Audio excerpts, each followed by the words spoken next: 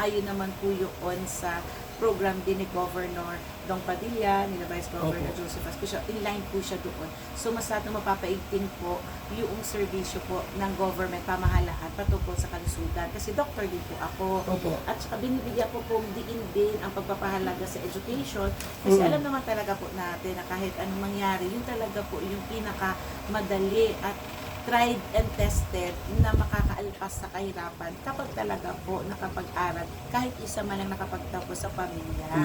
And bibigyan ko po mas maraming scholarship, mas marami pa pong benefits, mas kung pwede po mas ma-shoulder pa din ang ating pamahalaan, pati ang kanila pong tirahan, board and lodging, at it will not be based from sa sa kakayanan ng pag-iisip, bagkus it will be based talaga doon sa kanila pong financial na capacity, kung kaya po ba nila o hindi, na talaga po yun ang matutulungan talaga, full scholarship ng ating pong pamahalaan. And also trabaho. Siyempre, kapag tapos ka na, bibigyan po natin yun na mas marami pong opportunity, magkakaroon ng oportunidad ng ating mga kababayan sa pamamagitan po ng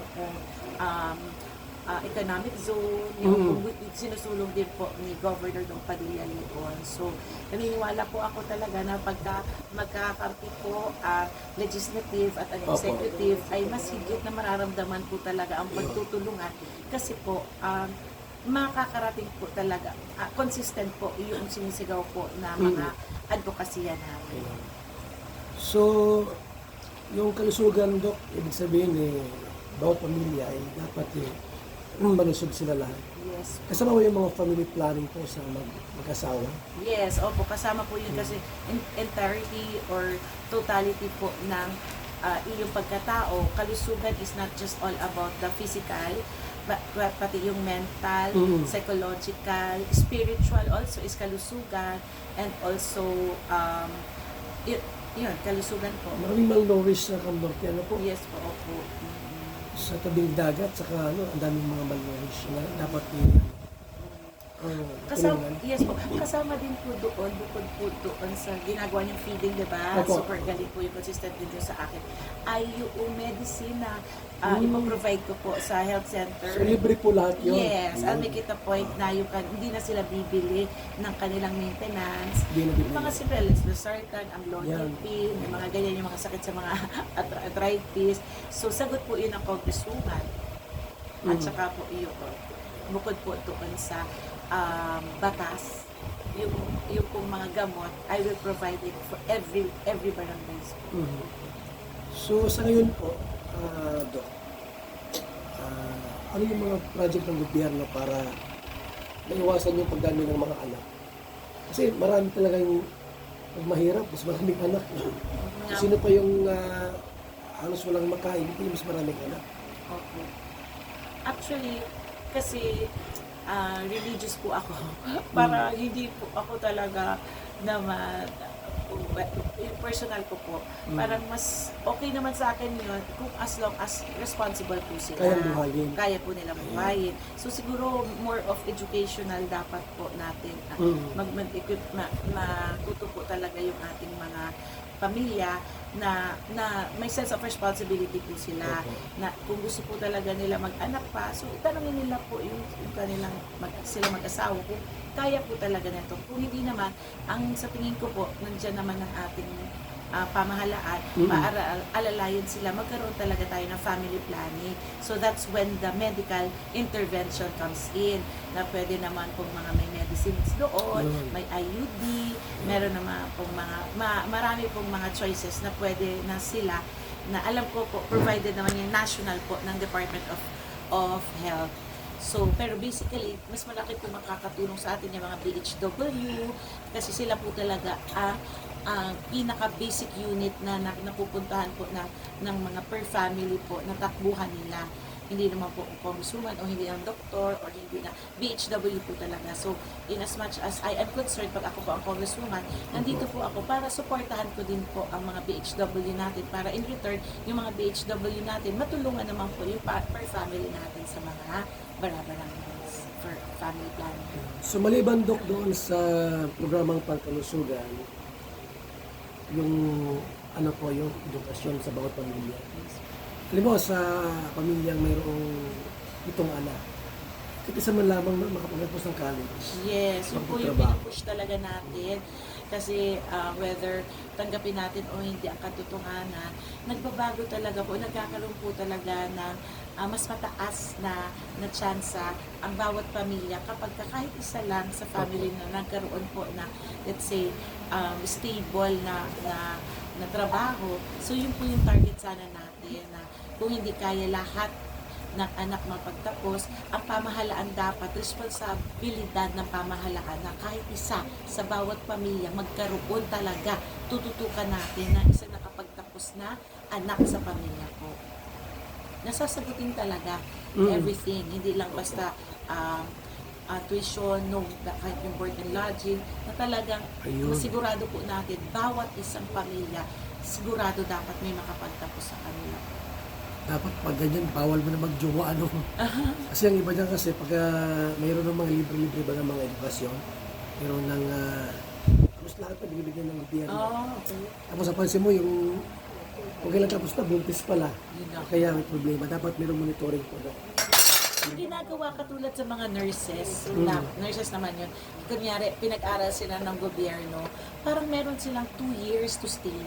Para, kumbaga, yung binayaran sa kanilang gobyerno, kahit papano, giving back naman sila. So kahit na may asawa sila, or kahit na nandito sila, meron kasi sila, nasa kontrata nila yun na, okay, tutulungan ka ng gobyerno, pero in return, magsisilbi ka naman sana muna sa gobyerno para at least, kumbaga, giving back ba, kumbaga nakapagtapos ka, Opo. so parang nationalistic, ano mo yun, susuportahan mo ang gobyerno in whatever way you can sa kurso na kinuha mo. Opo. Kasi ang maganda rito, Dok, sa, ano nyo, sa programa. Dahil si Gubdong Padilla, ay yun din ang programa niya. Opo, consistent po siya. Pangkalusugan, trabaho at saka edukasyon. Yes, right. So pag ikaw ang magiging congresswoman sa First District, mas mapabilis. Yes po. Plus, meron pong parang milagro na nangyari sa Camarines Norte na may boses po tayo sa Senado. Ayun, So we will maganda. make most out of it. Kasi yung one city, one province, sisiguraduhin po natin na kasi api-api baga ang Camarines Norte, tayo na lang po yung walang syudad. Pag-iwanan. So, pag-iwanan. So gusto po natin yung tumaas yung kalidad ng buhay natin. Sana po talagang ipupush natin yung one city, one province na yan. Na meron po tayo ngayong kakampi, si Senator Robin Padilla. So, kumbaga, susulitin lang po natin yung pagkakataon na yun po. So ang mangyari, ano po dyan, mangyari po yan, Dok, ano, Rosemary sa First District, Yes po. tapos ito sa Second District, First district po ako. First si district. Congress po ang second. Opo. tapos plus yung gobernador natin, Okay. malakas yung, ano niya, pwersa, Yes po. na lahat ng programa ay pwedeng mangyari, Okay. pwedeng matupad. Yes. Tapos, andyan pa si Mayor Parale, di ba? Yan mo yung kamera sa kanya. Yan. Buti at napasama natin sa grupo ninyo. Opo. Sobra po yan. Siya ay inspiration ng lahat. Sobrang ganda po ng ano talaga niya. Talambuhay niya. Alam po yan ng lahat. Nahiwalaya. Yan talaga minalaban siya sa lahat. Bawat hamon ng buhay. Super living inspiration siya sa lahat. Sa napakaraming tao. Kasi nagpipiko siya dati. Sobrang inspired po ako dyan sa buhay niya. At I'm sure hindi lang po ako. Anong pakiramdam, sir, na nasa team po ng ano? Team Matapat. Matapat. Anong pakiramdam niyo po, sir?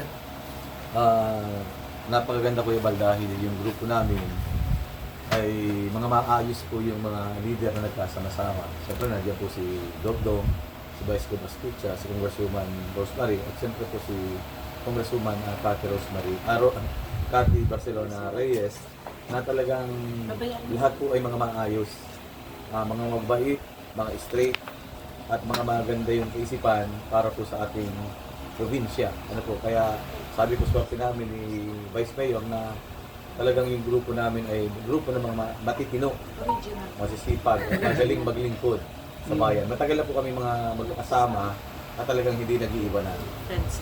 Third to family. Parang pamilya na rin po kami.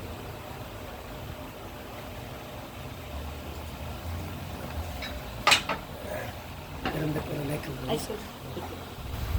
Kasi ito na, sige. Ito na po.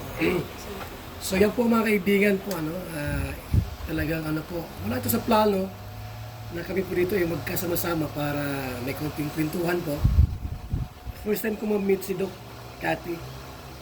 At siyempre po si ating wapong mayor ng Daet.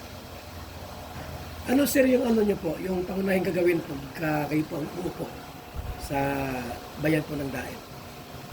Sa pag-upo po natin sa bayan ng Daet ay marami po kasing problema ang bayan ng Daet, pero mga pangunahing problema po dyan, yung baha, yung traffic, yung tubig, yung kuryente, at syempre trabaho. So, isa po sa priority natin kasama si Dr. yung maging syudadin niya po ang bayan ng Daet para mas lumaki po yung pondo ng bayan ng Daet. Mas maraming ibang proyekto. Pero siyempre kasama po dyan, pangunahin din po natin tinitinan ay yung trabaho. Yun po. Doon sa trabaho, yung palakasin po yung turismo, palakasin po yung festival natin, yung Pinyasan Festival, magkaroon po ng surfing festival, at magkaroon ng monthly activity sa Bagaspas, pagdagdag ng mga tourist destination sa bayan ng Daet para lumakas po yung turismo. At pangunahin din po natin na matapos yung comprehensive land use program para yung pong kagamitan ng lupa dito sa bayan ng Daet ay maisaayos para yung mga investor po pag pumunta dito sa bayan ng Daet, mag-i-start na lang po sila ng business nila dahil hindi na kailangan magproseso ng reclassification ng lupa mula sa agricultural papuntang commercial. So magdadagdag din po yun ng trabaho dito po sa ating bayan. Kasi ko lang po, Mayor, parang malungkot yung Daet yung mga nakalipas ng panahon, parang tahimik siya. Nasaan yung yung Pinyasan Festival? Wala na ba yun? Nandyan pa rin po, kaya Nandyan pa rin po yun. nga po laging priority. Yung pong turismo dito sa bayan ng Daet ay parang nawala. So, ibabalik ko po yun pagkasakali kayo pumuupo ngayon. Tama po, yung sigla po ng bayan ng Daet ay babalik natin dahil pag may turista po, ay may pera at may pondo. At saka siyempre may hanap buhay ang ating mga kababayan, may trabaho. At ang sinasabi nga po natin dito, dapat ay responsible tourism para pati po yung ating mga kababayan ay pag-participate. Dapat alam nila kung paano pagtrato sa turista at dapat lahat ng hotels, lahat ng restaurant ay magkaroon ng mga ayos training, pati yung mga tricycle driver para maganda po yung ugnayan ng turismo, ng turista at ng ating mga kababayan. Tsaka maganda rito kasi kasama mo sa programa ang Vice Mayor natin na dating may bahay ng Mayor ng Daet. Opo. Na magaling siya sa ganong programa. Tama po. Pinyasan at saka, di ba? Promosyon, tourism. So, ano kaya, sir, mabutit nagkatandem kayong dalawa, no? Opo. Pero idadagdag ko rin nga pala po kanina, hindi ko na daanan. Yung basura rin po ay papriority natin. Opo, dahil kung titingnan po ninyo, masyado rin madumi na ang bayan ng Daet. Dahil hindi naman talaga nakukuha yung mga basura sa bawat barangay, sa bawat kapurok. At kuminsan nga, makikita po ninyo maraming nag-uusok dahil yung iba natin mga kababayan ay bumabalik sa pagsusunog na yun naman po talaga ay pinagbabawal ng ating pong batas. Kaya yun po din ang isa sa priority natin. Namagaan po talaga natin ang maayos na solusyon para mapalinis po natin, mapaganda ang bayan ng Daet dahil kadugtong din po yun ang turismo, turista. Tama. Ito sir, last na lang po, bakit ikaw ang dapat iboto ng mga taga-Daet? Opo. Unang-una po si Mayor Parali po ay matagal na po naglilingkuran, malawak ang karanasan, malinis ang pangalan, at tayo po ay, sabi nga ay subok ang kayanan. Ako po ay isang abogado rin naman, at sabi nga, yun po pa yung abogado ay napakahalaga dahil napakarami pong problemang dinaranas ngayon ng Daet. Mas lalo pa po, kahit nga po yung ating munisipyo ay hindi pa po nakapangalan sa munisipyo ng Daet. Kahit po yung mga subdivisions, wala pa po naka-turnover na mga playgrounds at saka streets. Marami po, sabi nga, kahit po marami pa rin po tayo dito mga illegal settlers sa bayan ng Daet, marami po tayong asikasuhin na dapat yung ating po mga kababayan na matagal ng naninirahan doon sa kanilang lugar, dapat po maiayos natin para ma-turn over na rin po sa kanila yung pagmamayari ng kanilang mga lupain. Marami pong mga bagay-bagay na magagawa ko na hindi kaya yung ating pong mga kalaban. Marami na sir na dumaan ang mga mayor dito, di ba, sa Daet. Pero until now, ano pa rin siya, di pa rin siya city. Opo, opo. Ano kaya mong i-gawin city? Pipilitin po natin, una may sinasabi po si Doktora kanina na one province, one city. Pero ang isa pa pong formula ko nga pong tinitingnan dito kasi ang kulang na lang po natin ay populasyon. Okay. Ang income po natin ay nasa 160 million pataas, 100 million lang naman ang kailangan para tayo. Kaya dapat magkaroon tayo ng populasyon o kaya ay land area. Ang land area po hindi pwede dahil ang land area lang natin ay 5,117 hectares. Ang kailangan ay 10,000. Pero sa populasyon po, nasa more or less 130 tayo. Sa mga 20,000 na lang po ang kailangan natin. At ang formula po natin, yung mabilis po na pag-asenso ng bayan na dahil kaya asenso o daitan yung team namin. Pag mabilis po kasi ma-asenso yung lugar, yung tendency po ng tao ay papunta po doon sa mga ulad na lugar. At yun po ang paraan, mas mabilis na paraan para mas mabilis na dumagdag yung bilang ng populasyon. At pag naabot po natin yung 150,000, pwede na po tayo maging syudad. Kahit kulang sa land area. Kahit kulang. Kahit dalawa lang po kasi basta may income ka, pwedeng may populasyon ka, city ka na. May income ka, may land area ka, city ka na. Kahit hindi na po yung tatlo ay mamit. So sa ngayon po, mga ilan pa kailangan na populasyon, tao sa Siguro dahil? po ay more or less yata po mga 25,000 pa. Kunti na lang pala, no? Pero pag inasa po natin sa panganganak, medyo matagal po dahil parang ang growth rate lang po natin sa ngayon, base po sa pag-aaral ko, ay 1,300 na tao lang. Family planning pa kasi. Alam mo ganitong ano, ha? 1,300 na tao lang kada Ibig taon. sabihin pala, Mia, Walang pa family planning. Walang yung mga family planning. ibang lugar, naglipat na sa diet, gawa ako. Marami na yung mga nagbabahid dito. Ay, nice. Mga dating mga... Very good. Kaya kasama na nga rin po yung mga pagpapabahay, kasama po yung sa plano natin na bumili ng Ayun. lupain ang local government unit ng DAET para To boost the makapag ano po tayo, yung resettlement area at makapagpadagdag po ng mga pabahay dito para ma-encourage din nga po natin yung mga kalapit bayan natin na pumunta ng DAET para madagdagan po ang ating populasyon. Dok, may kinalaman ba ang congresswoman sa ganitong problema? Like, nasa first district kayo, tungkol sa pagiging ng Daet City. Yes, opo. Kasi Ano yun? trabaho talaga po yun ng congressman. Hindi po siya, ang trabaho lang po ng mayor is to support the bill of the congressman. Ang talaga pong tunay pag laban po sa kongreso, kasi ano po yun batas yun, ay congressman, Batas, opo. congresswoman po. Parang kukulitin lang po namin yung mayor doon sa requirements. Pero in actuality of the matter, it should be the Congress who will, So kahit ikaw ay nasa decide. first district, sa promo pa rin yun. Yes, pero syempre para sa akin, yung sa first district ko po ang gusto ko, Labo. Labo. Opo. Kasi yun po ang aking, kasi yun ang sakto po yun sa land, tapos sa Okay. population, tapos sa... Oo nga, mas mabilis at yung labo. Opo. So, pero In syempre terms of pagtutulungan. financial, yung mga taxes, Yes po, income, opo. Medyo, opo. kulang pa talaga ang labo. Kulang pa sila sa income. Opo, pero malapit na rin siya. Baka mawala ang labo dahil sa'yo. No problem. And kahit sino naman, pag importante, Camarines Norte, one city, one Ayun. province. Opo, magtutulungan. Kasi wala pang city ang Cam Norte. Wala. Tagal. Yes, dapat tayo talaga, yan yung pinupush para at least talaga tumaas naman yung kalidad ng buhay. Opo. Ingatan ng konting pahayag si Vice kung ano ang kanyang plataforma. Si Vice Conisar yun po mga kaibigan. Ang kanyang kung sa bagay, Vice niya, ano ka lang, parang Yung mga batas na kailangan ng munisipyo, ibibigay ko naman sa kanya para malagyan ng mga ordinansa. Ayun. Mga resolusyon. Ako naman ay bilang presiding officer. Presiding officer. Siyempre kasama yung mga councilor. Dapat kaya nga po sabi na ating ginawa ni Governor, dapat magkakakampi kayo. Tutumbra.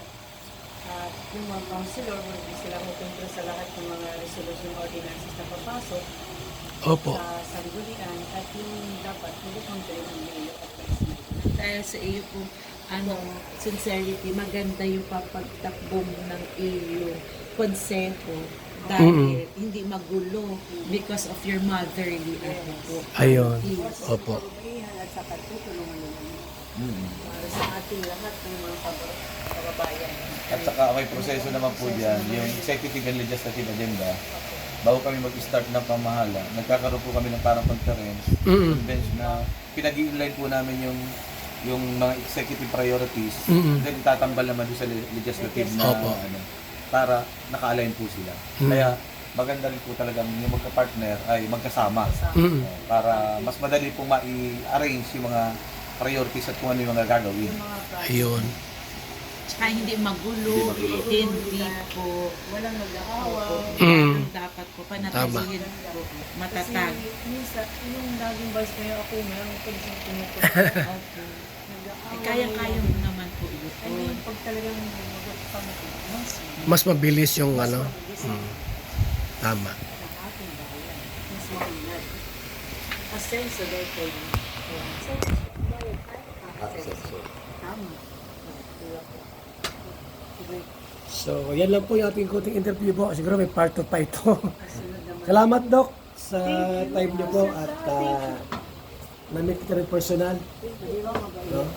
Mabait si Doc. Akala ko si Doktor ay ano, Subait po kayo. akala ko si Doktor ay snob, di pala. Yan. Siyempre kaya sa ating Salamat ating Kuya Bar. mayor. Salamat Kuya Bar. Kay Vice. Thank you po kay Kuya Mark. So, mensahe niyo po sa ating mga kababayan sa First District. So, yun nga po, yung sinasabi ko, nakikiusap po ako kasi gusto ko naman mapatunayan na may konkreto po akong solusyon sa mga alam nila na mga problema. Sabi nila, ang hinaing nila, gusto po nila na mahabang buhay, masaya, at malusog na pamumuhay. O, doktor po tayo, may talino, may puso, may konsensya. So gusto ko naman po sana patunayan sa atin na pagkakataon po natin dito talaga na tunay na pagbabago na talaga kung kaya ko po at may konkreto po akong solusyon para sa mga adhikain natin kalusugan, edukasyon at trabaho. Hindi ko po talaga iyon mapapakita o papatunayan kung mananatili po akong pribadong tao.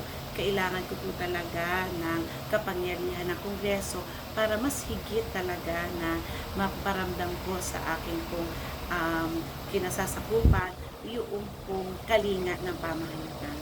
At alam ko po na hindi nyo pagsisisihan, talaga pong ipagpa-proud ninyo na tinulungan nyo po si Dr. Nakati maging muli na congresswoman, lalo tigit ngayong kakampi natin ang Kapitolyo at Senado at munisipyo. So, nakikiusap po ako.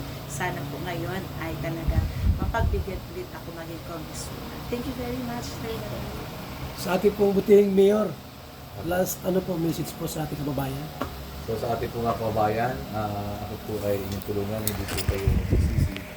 Si ay sabi niya ay handang-handa, may sapat na kayhan, may sapat na karanasan, at may sapat na talino, mabuting puso para maging mahusay na lingkod ng ating bayan. Mayor at kami karali, nandito po sa balot. Sa ating pong Vice Mayor, Connie Sarion. Sabi po sa akin po, dati na tayong vice mayor, magbabalik lang bilang vice mayor sa bayan ng Daet. Ako naman po ay ginalingan ko naman po ako naglingkod, wala naman tayo nasakta na kababayan natin, hindi tayo na dawit sa korupsyon. At syempre po, may pusong ina na gagalhin at boses ng kababayan gagalhin sa sangguniang bayan. At lalong-lalo na po, isang ina, isang babae, may paninindigan at matatag. Bukas na po ang aking puso para paglingkuran ko po ang bayan ng bayan. Sa inyo po naman mabuti sa kanila. Kung sa Naga, sa Daet, dapat si Connie. Ayan. Thank you po ba, Kuya Bar? So, mga kalingap na kaibigan, tingin po na Mayo 12 po, hindi kalimutan, Cathy Barcelona Reyes, number 1. Thank you. Tama pala, Sa 1, 2, 3 baluta. tayo. Sunod-sunod po. Godfrey Parali, number 2 sa Baluta, for Mayor po ng Daet. Vice Mayor Connie Sarion, Number 3 sa number 3 sa Aim shot. Maraming salamat po. Mabuhay, God bless. Salamat po, Sir. Thank you.